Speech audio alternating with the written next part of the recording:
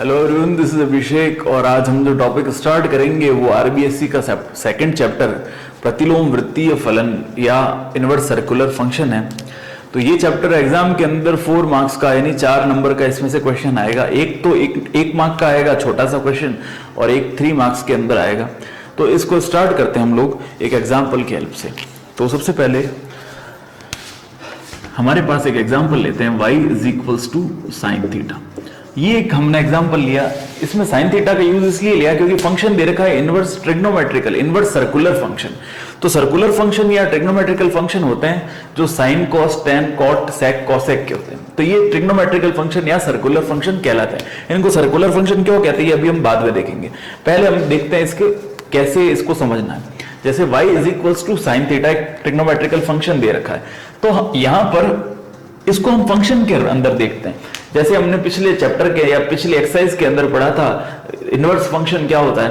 तो यहां पर हम जैसे थीटा की अगर हम अलग अलग वैल्यूज को पुट करते हैं, जैसे थीटा इज इक्वल्स टू मैं रखता हूं यहां पर 30 डिग्री, फिर थीटा की हमने वैल्यू लिखी 45, फिर वैल्यू लिखी 60, फिर हमने लिखी 90।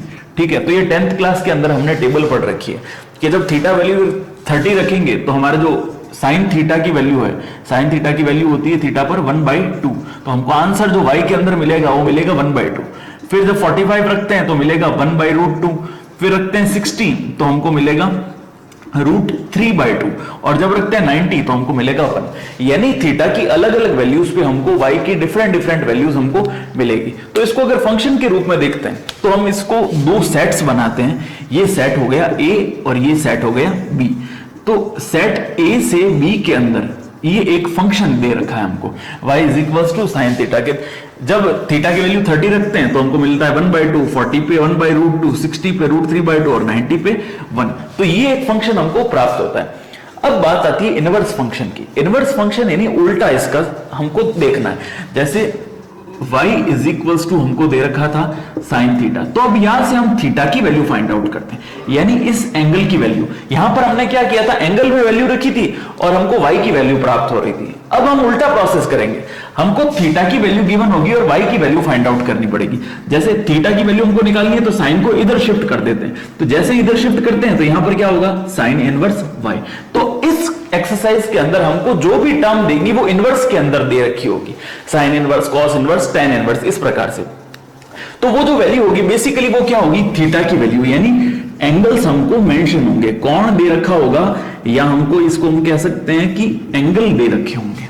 ठीक है, तो थीटा की वैल्यू या जो कौन है उसको हम कैसे सॉल्व करना है इस एक्सरसाइज के अंदर हम पढ़ेंगे। अब कंफ्यूजन जो होता है स्टूडेंट्स को इसके अंदर वो ये बात होती है, यहां पर जो टर्म दे रखी है ये दे रखी है साइन इनवर्स x, ये हमारा थीटा की वैल्यू जैसा यहां से हमने देखा था, ये क्या है थीटा की वैल्यू। अर्थात ये जो टर्म है ये इनवर्स फंक्शन दे रखा है, इनवर्स या प्रतिलोम जिसको हम कहते हैं, ये इनवर्स फंक्शन या प्रतिलोम फलन इसको हम कहते हैं। अब दूसरी जो टर्म होती है वो हमारे पास आती है साइन x की पावर -1। तो ये एक इनवर्स फंक्शन नहीं है। इसका मतलब क्या है, इसको हम लिख सकते हैं 1/sin x।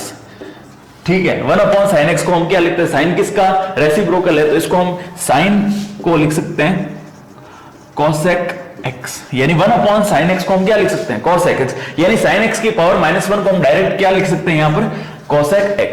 तो ये एक इनवर्स फंक्शन नहीं है, ये केवल सिंपल फंक्शन है। एक हमारे पास टर्म होती है साइन x और इस x जो है यहां पर एंगल है इसकी पावर -1, तो ये भी एक इनवर्स फंक्शन नहीं है। यहां पर हम इस एंगल को इस प्रकार से लिख सकते हैं साइन 1/x। तो ये 3 चीजें हमको ध्यान रखनी है, जिसके अंदर एक चीज तो दे रखी है साइन इनवर्स x। तो जब भी साइन के बाद यानी साइन कॉस टेन जो भी ट्रिग्नोमेट्रिकल टर्म है उसके जस्ट बाद -1 हो, केवल वो ही टर्म क्या कहलाएगी, इनवर्स या प्रतिलोम फंक्शन। दूसरा जैसे ये था तो ये हमारे पास इनवर्स फंक्शन नहीं होगा जिसके अंदर इस पूरे की पावर -1 हो, तो उसको 1/, लिख सकते हैं, इनवर्स फंक्शन वो नहीं कहलाएगा। और तीसरा था जिसमें एंगल की वैल्यू जो है वो -1 हो, तो वो भी हमारे पास जो होगा वो इनवर्स फंक्शन या प्रतिलोम फलन नहीं होगा। अब हम बात करते हैं इसके बारे में कि ये सर्कुलर या वृत्तीय फलन क्यों कहलाते हैं, क्योंकि चैप्टर का नाम है प्रतिलोम वृत्तीय फलन यानी इनवर्स सर्कुलर फंक्शन। तो सर्कुलर क्यों कहलाते हैं उसके बारे में हम समझते हैं। तो इनवर्स फंक्शन या प्रतिलोम फंक्शन, प्रतिलोम फलन को समझाने के लिए मैंने एक एग्जांपल दिया। जैसे हमने अभी लिखा था y is equals to sine x, ये y is equals to sine x का ग्राफ मैंने आपको यहां पर बनाया। तो यहां पर हम लिखेंगे ये जो है ये x की वैल्यूज और ये y की वैल्यूज, ठीक है। तो अब हमारे पास यहां पर क्या है, इस फंक्शन को, इस ग्राफ को हम गौर से देखें तो यहां से लेके यानी 0 से लेके ये होता है 2 पाई और 2 पाई से लेके होगा 4 पाई, ठीक है। तो 0 से लेके 2 पाई तक ये जो फंक्शन, ये जो फलन हमको दे रखा था, ये अपनी वैल्यू एक निश्चित यहां से यहां तक बनाता है। अब इसके बाद वापस जो अगला अंतराल है यानी 2 पाई से 4 पाई, तो अगर इसको गौर से देखा जाए तो यहां से लेके यहां तक जैसा फिगर हमारे पास था फिर से वैसा का वैसा फिगर बन गया। यानी ट्रिग्नोमेट्रिकल जो भी टर्म होती है, साइन, कॉस, टेन, कॉट, सेक और कोसेक, ये जितने भी फंक्शन या फलन हैं ये अपनी वैल्यूज को बदलते रहते हैं। यानी एक निश्चित समय आने के बाद यहां से यहां तक तो इसको बदलते रहेंगे, 0 से लगा के 2 पाई तक तो यहां बदलते रहेंगे, बट ये एक टाइम फ्रेम जो है 0 से 2 पाई यानी 2 पाई का जो अंतराल है उसके बाद ये अपनी वैल्यूज को रिपीट करते रहेंगे। जितना फंक्शन हमको यहां दिख रहा था उतना उतना यहां दिखेगा। इसके बाद भी अगर हम इसको एक्सटेंड करते हैं तो वापस ऐसी कैसी वैल्यू बनाएगा। यानी 0 से 2 पाई के अंदर अपनी वैल्यूज को बदलते रहेंगे, बट 2 पाई से लगा के 4 पाई यानी 2 पाई के अंतराल के बाद ये अपनी उसी वैल्यू को वापस दोहराएंगे। समझ में आई बात? यानी एक सर्कल की तरह, जैसे हम एक सर्कल को देखते हैं तो यहां पर अगर वेरियस पॉइंट को हम बनाते हैं, यहां पर एलोकेट किया, यहां पे एलोकेट किया, यहां पे एलोकेट किया, तो एक निश्चित टाइम फ्रेम के बाद, यानी मान लो एक पॉइंट यहां पर है, कुछ देर बाद यहां पे आया, कुछ देर बाद यहां पे, कुछ देर बाद यहां पे, तो इस प्रकार ये अपनी वैल्यूज को चेंज करता रहेगा। बट एक सर्कल पूरा होने के बाद वापस उसी को रिपीट करेगा। तो एक सर्कल यानी वृत्त बनाता है। वृत्त की परिभाषा यही है कि वो बिंदु उसी पथ पर घूमता रहेगा। तो उसी प्रकार ये जो ट्रिग्नोमेट्रिकल रेशियोज है ये अपनी वैल्यूज को बदलते रहते हैं, बट एक निश्चित अंतराल तक। वो निश्चित अंतराल कवर हो गया उसके बाद वापस उसी वैल्यूज को बदलेंगे। यानी अगर ये वैल्यू मुझे मिल रही है पाई बाय 2 पे, पाई बाय 2 पे साइन की वैल्यू मुझे यहां पे मिल रही है 1, और इसके आगे यहां पर वापस जब 2 पाई की साइकिल कंप्लीट करेगी तो यहां पर जब वैल्यू आएगी तो यहां पर वैल्यू क्या बनाएगा 1, इसी को आगे एक्सटेंड करेगा। ये इसको थोड़ा यहां तक बना देना, ठीक है। तो यहां पर भी वैल्यू क्या होगी 1। इस बार पाई बाय 2 के अंदर हम एक और चीज ऐड कर देंगे, 2 पाई के अंदर पाई बाय 2, तो हमारे पास बनेगा 3 पाई बाय 2। तो जो वैल्यू पाई बाय 2 पे है वो के वैल्यू क्या किस पर मिलेगी 3 पाई बाय 2। फिर आगे करेंगे यहां पे तो हमको मिलेगी 5 पाई बाय 2 पे। तो एक निश्चित समय अंतराल के बाद ये जो त्रिकोणमितीय फलन है ये अपनी वैल्यूज को बदलते रहते हैं, वापस वो क्यों रिपीट करेंगे एक सर्कल की तरह। इसलिए इनको क्या कहते हैं, सर्कुलर फंक्शन कहते हैं। तो जब इन सर्कुलर फंक्शन या ट्रिग्नोमेट्रिकल फंक्शंस की हम इनवर्स फाइंड आउट करते हैं तो वो इनवर्स सर्कुलर फंक्शन या इनवर्स ट्रिग्नोमेट्रिकल फंक्शन कहलाते हैं। अभी हमने एक एग्जांपल लिया था y is equal to sine x. अब इनवर्स सर्कुलर फंक्शन में क्या क्या परिवर्तन होते हैं उनको एक बार समझते हैं। जैसे y is equal to sine x, उसी एग्जांपल को उसी तरीके से वापस समझा रहा हूं। हम यहां पर x की डिफरेंट वैल्यूज रखेंगे तो हमको y की डिफरेंट वैल्यूज मिलेगी। यानी x की वैल्यूज में अगर पुट करता हूं 30, फिर 45, फिर 60 और फिर 90, तो हमको अलग अलग वैल्यूज मिलेगी। जैसे 1/2, 1/√2 और 30 पे 1/2 और इस पे मिलेगी हमको √3/2, ठीक है। तो ये 4 वैल्यूज मिली। तो 30 रख, जब x की वैल्यू मैंने 30 पुट की तो मेरे को सबसे पहले वैल्यू क्या मिलेगी 1/2। x की वैल्यू 45 पुट की तो मुझे वैल्यू मिलेगी 1/√2। x की वैल्यू 60 पुट की तो मिली √3/2 और 90 पुट की तो मेरे को मिली 1। यानी sin 30 की वैल्यू 1/2। ये सारी वैल्यू जो हमने 10 क्लास में पढ़ रखी है। तो इसको हम जब सेट के रूप में देखते हैं, समुच्चय के रूप में, तो ये तो हो गया समुच्चय A और ये हो गया समुच्चय B। यानी ये जो वैल्यूज है x की वैल्यूज ये क्या कहलाती है, प्रांत या डोमेन। और y की जो वैल्यू है, ये y की वैल्यूज जिसको हमने सेट B के अंदर रखा है, ये कहलाती है रेंज। रेंज या इसको कह सकते हैं परिसर।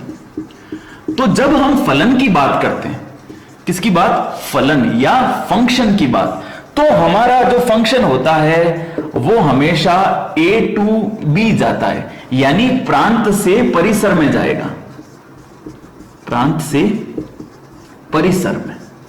यानी रेंज से वो किस में जाएगा, सॉरी ये जाएगा डोमेन से जाएगा रेंज में। बट जब हम इनवर्स फंक्शन की बात करते हैं, यानी इनवर्स फंक्शन में हम किसकी वैल्यू को फाइंड आउट करेंगे, एक्स की वैल्यूज को। तो जब भी इनवर्स फंक्शन यानी प्रतिलोम फलन की बात होगी, तो जो एफ इनवर्स होगा वो किस में जाएगा, बी से ए में, यानी परिसर से किस में आएगा, प्रांत में, परिसर से प्रांत में हमको वो मिलेगा, यानी रेंज टू डोमेन। ठीक है, ये हमको इसमें स्पेशल जो चीज है वो ध्यान रखनी पड़ती है कि जो प्रतिलोम फलन होता है वो हमको रेंज से डोमेन के अंदर मिलेगा, ये चीज हमको ध्यान रखनी। अब जो ट्रिग्नोमेट्रिकल फंक्शंस होते हैं, जैसे हमारे पास ट्रिग्नोमेट्रिकल फंक्शंस हैं साइन थीटा, यहां पर दूसरा कॉस थीटा, फिर tan theta, sec theta, cosec theta और कॉट थीटा। ठीक है, ये ट्रिग्नोमेट्रिकल फंक्शंस है। तो जब भी हम इनके इनवर्स निकालेंगे, यानी प्रतिलोम इनके फलन निकालने होते हैं, तो साइन थीटा का प्रतिलोम क्या होगा, साइन इनवर्स थीटा, इसका कॉस इनवर्स थीटा, टेन का टेन इनवर्स थीटा। तो यानी जहां भी इनका प्रतिलोम निकालना होगा, सब में जहां पर टेन लिखा उसके बाद -1 और फिर थीटा हम लिखेंगे। ठीक है, ये एक बात तो क्लियर हुई। अब इनके अंदर आपस में क्या रिलेशन होता है वो देखते हैं। जैसे साइन थीटा और ये होता है 1 कोसेक थीटा।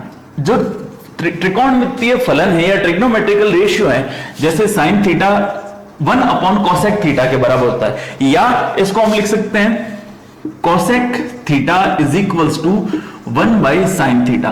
तो इस रिलेशन को इनवर्स के अंदर अगर देखें, साइन इनवर्स और कोसेक इनवर्स के रिलेशन में, तो हमारे पास हमेशा क्या होगा, जो अगर साइन इनवर्स थीटा है इसको हमको कोसेक इनवर्स के अंदर बदलना है, तो इस वक्त ये जो वैल्यू है इस वैल्यू को रेसिप्रोकल कर देंगे। यहां पर हम क्या करते थे, साइन है तो 1 कोसेक के बराबर होगा, तो यहां पर क्या होगा, साइन इनवर्स को कोसेक में बदलना आसान है, साइन इनवर्स के प्लेस में हम क्या लिख देंगे, कोसेक इनवर्स, बट अंदर जो वैल्यू होगी उसको रेसिप्रोकल के अंदर लिख देंगे। जैसे कॉस जो है वो सेक का उल्टा होता है, यानी कॉस थीटा की वैल्यू हमारे पास अगर चाहिए तो हमको किसके बराबर लिखेंगे, 1/सेक थीटा के बराबर। बट अगर हमको कॉस इनवर्स थीटा की वैल्यू निकालनी होगी तो वो बराबर होगी सेक इनवर्स 1/थीटा के बराबर। ठीक है, और तीसरी जो वैल्यू है, तीसरी वैल्यू क्या बच गई, टेन थीटा और कॉट थीटा। ये एक दूसरे के उल्टे होते हैं, tan theta is equals to होता है 1/कॉट थीटा।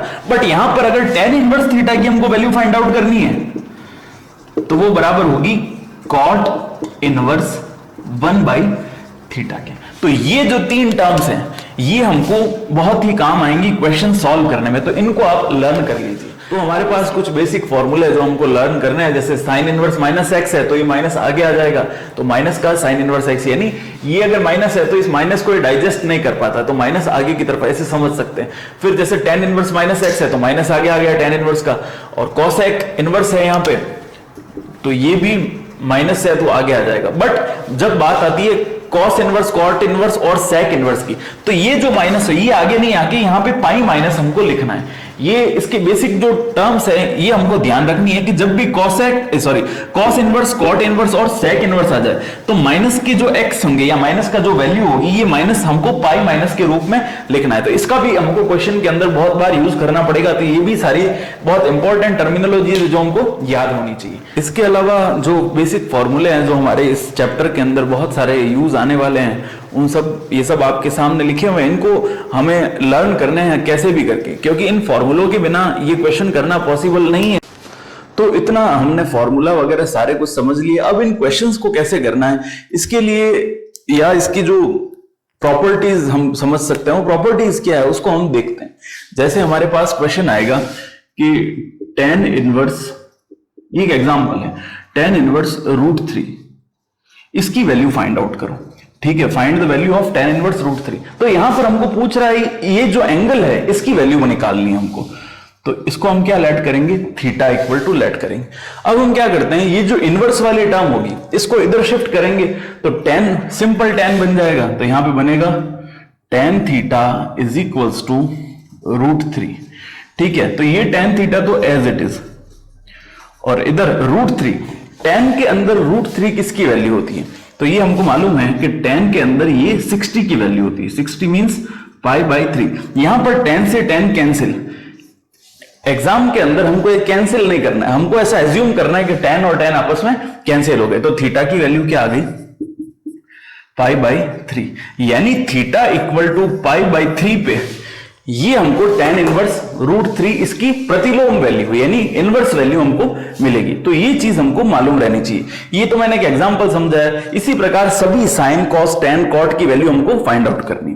अब इस टाइप के जो क्वेश्चंस हैं, उन क्वेश्चंस के अंदर हमको साइन कॉस और टेन केवल तीन ही इनवर्स के जो फॉर्मूले हैं, ये टर्म्स जो हैं केवल इन्हीं के फॉर्मूले मालूम है। तो क्वेश्चन कैसा भी आए हमको उनको साइन कॉस या टेन के अंदर ही कन्वर्ट करना पड़ेगा। अब हम इसके अंदर कन्वर्जन देखते हैं। जैसे हमारे पास अगर वैल्यू दे रखी है, सपोज एक कोई साइन इनवर्स की हमें वैल्यू दे रखी है 2/3, ठीक है, और क्वेश्चन में हमको इसको कॉस इनवर्स, टेन इनवर्स और सेक इनवर्स या दूसरे टर्म्स के अंदर चेंज करना है, कॉस इनवर्स और टेन इनवर्स के अंदर। तो हम इसको सबसे पहले यहां पर एज्यूम करते हैं, क्या दे रखा है? थीटा। तो साइन इधर शिफ्ट हुआ तो हमारे पास आएगा sine theta is equals to क्या मिला? 2/3। तो अब साइन थीटा की ट्रिग्नोमेट्रिकल वैल्यू क्या होती है? लंब बट्टा कर्ण, यानी इसको हम लिख सकते हैं लंब बट्टा कर्ण, या हम लिखते हैं इसको परपेंडिकुलर अपॉन हाइपोटेनियस। तो अब एक राइट एंगल ट्राइंगल फॉर्मेशन करेंगे यहां पर, तो ए बी और सी। तो यहां पर जो कर्ण की वैल्यू है, कर्ण की वैल्यू यहां लिखेंगे 3, लंब की वैल्यू यहां लिखेंगे और आधार की वैल्यू निकालते हैं 3² - 2², यानी 9 में से 4 गया 5, यानी रूट का 5 किसकी वैल्यू हो गई? आधार की। तो लंब और कर्ण की वैल्यू हमारे पास थी, हमको किसकी वैल्यू फाइंड आउट करनी पड़ेगी? बेस यानी आधार की। तो आधार की वैल्यू हमारे पास आ गई √5। तो थीटा की वैल्यू जब साइन इनवर्स 2/3 है, इसी थीटा को हम कॉस इनवर्स और टेन इनवर्स के अंदर कैसे कन्वर्ट करते हैं? तो यहां पर पता पड़ेगा कि टेन थीटा अगर हम बना के रखें तो टेन थीटा होता है लंब बट्टा आधार, यानी परपेंडिकुलर अपॉन बेस। तो परपेंडिकुलर हमारे पास कितना दे रखा है? यहां पर 2, और बेस कितना दे रखा है? √5। तो ये किसकी वैल्यू होगी? टेन थीटा की। अब यहां पर हमको किसकी वैल्यु फाइंड आउट करनी है? थीटा की, क्योंकि हमने थीटा की वैल्यू थी क्वेश्चन के अंदर। तो यहां से थीटा की वैल्यू जो आएगी वो आएगी टेन इनवर्स 2/√5। तो इसके थीटा के प्लेस पे हम ये भी लिख सकते हैं। तो दोनों की वैल्यू इक्विवेलेंट या सिमिलर है। इसी प्रकार अगर हम कॉस थीटा की वैल्यू निकालें, कॉस थीटा यानी आधार बट्टा कर्ण, आधार हमारे पास है √5 और कर्ण की वैल्यू है 3, यानी बेस अपॉन हाइपोटेनियस जो है वो √5/3 आया।